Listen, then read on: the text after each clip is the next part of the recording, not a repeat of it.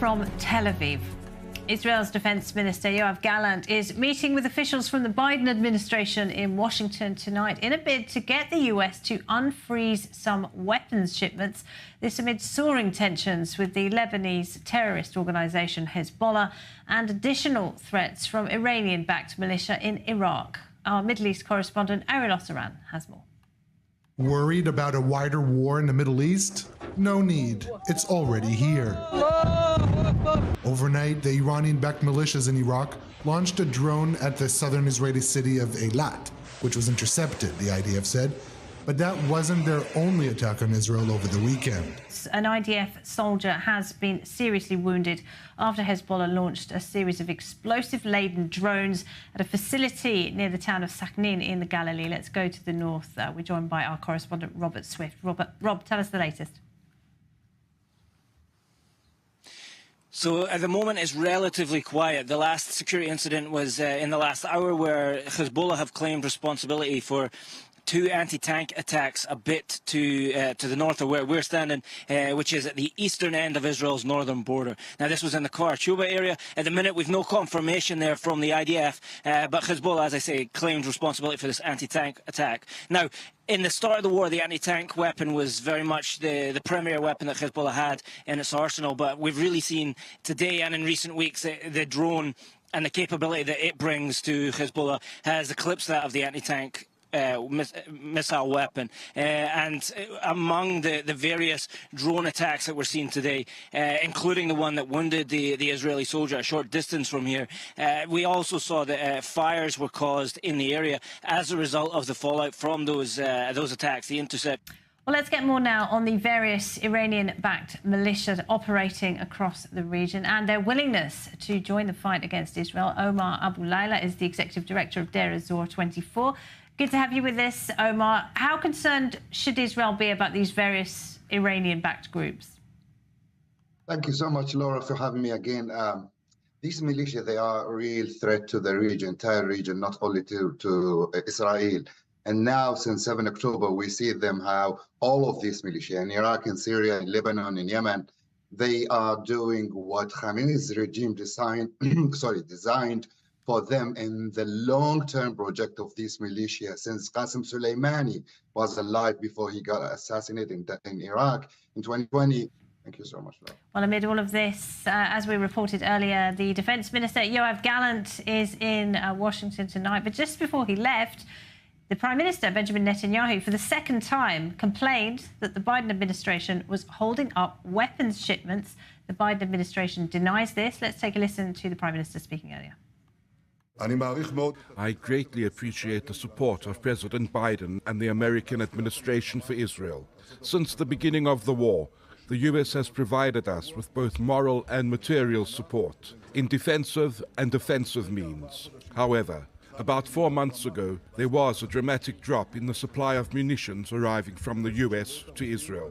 For many weeks, we turned to our American friends, requesting to expedite the shipments. We did this repeatedly, at the highest levels and at all levels. And I want to emphasize, we did this behind closed doors. We received various explanations, but one thing we did not get: the basic situation did not change. Israel's relations with Armenia are somewhat under strain after Yerevan announced it was recognizing a state of Palestine last week.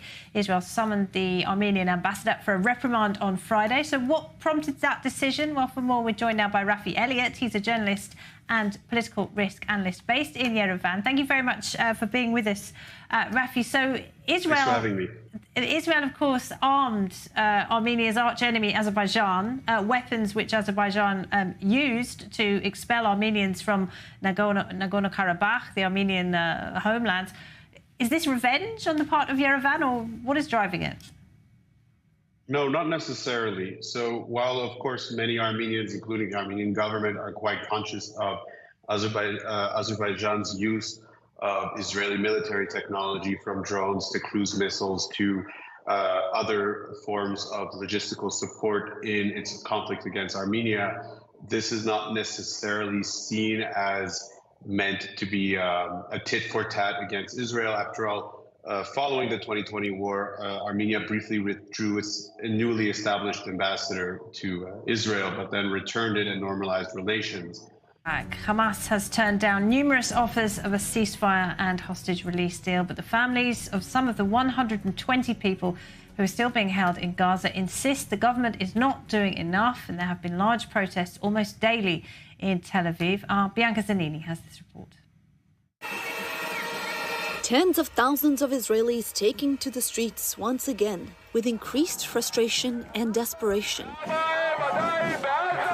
calling for the country's prime minister to sign a ceasefire deal to bring the hostages home immediately and then for him to leave.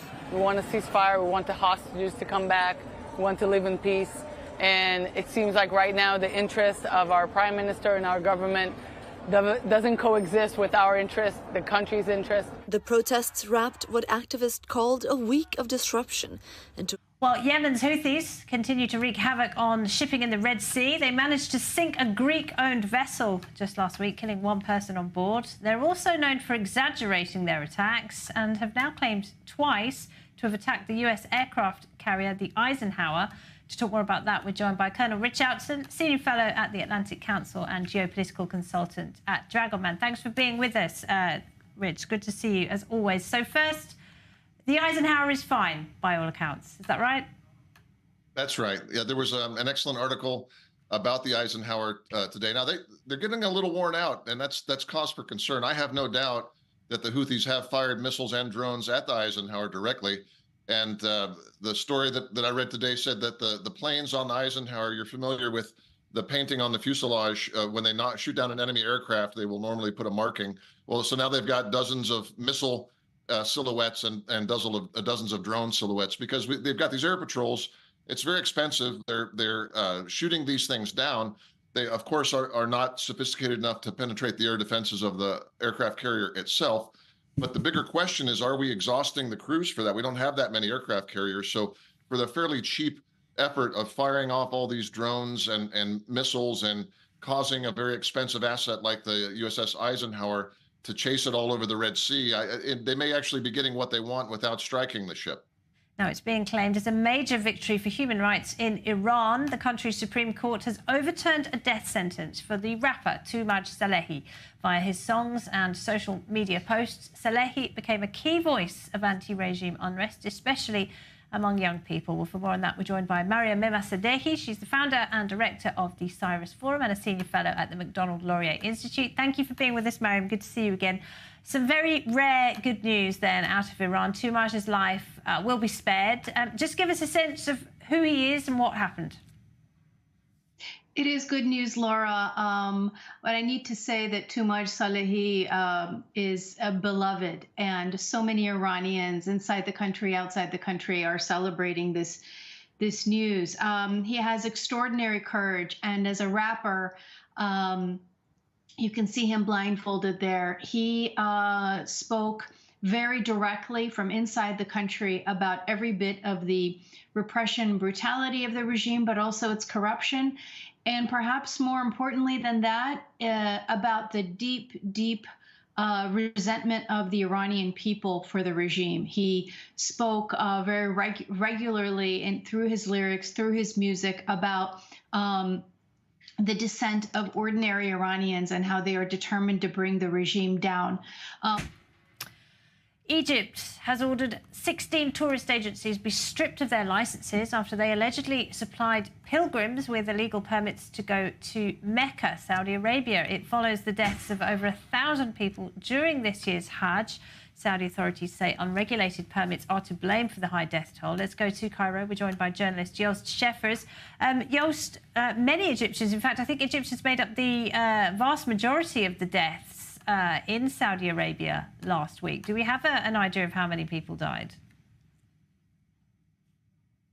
Indeed, yes, Egyptians have been the majority, like half of them, around 1,200 people have died, of whom 658 were Egyptians. And of those 658 Egyptians who died in this, 630 of them traveled to have an unlicensed Hajj, as it's called.